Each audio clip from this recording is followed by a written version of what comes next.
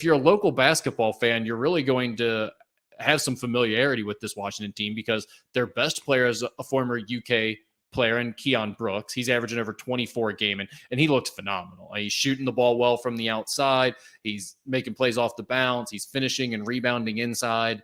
He looks really good, and he's a tough matchup at the forward position.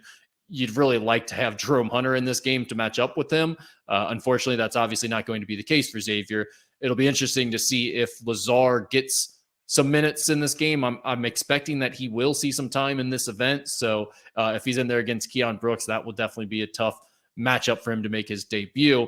And then Keon had transferred a year ago. He was at Washington last year, was a second-team all-conference player in the Pac-12. And then just this offseason, Xavier Wheeler, the former Kentucky point guard, former Georgia point guard, transferred out to Washington.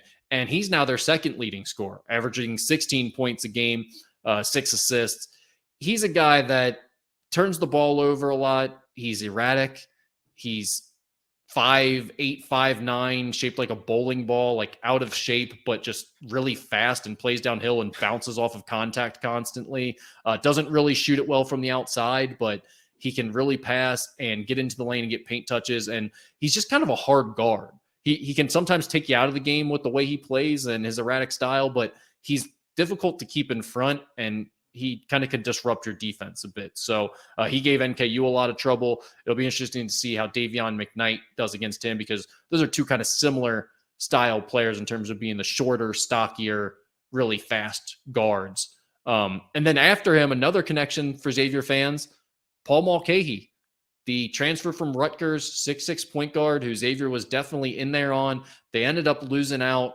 It was alleged that Washington paid him a massive NIL deal, upwards of like $400,000 to go play out there. So who knows what the real number is and what he actually got, but he's definitely making some good money to take on Xavier in this game, and Xavier missed out on him because of that. So those are three guys right there that if you're a local basketball fan, you probably have some knowledge of, and those are three of their main players.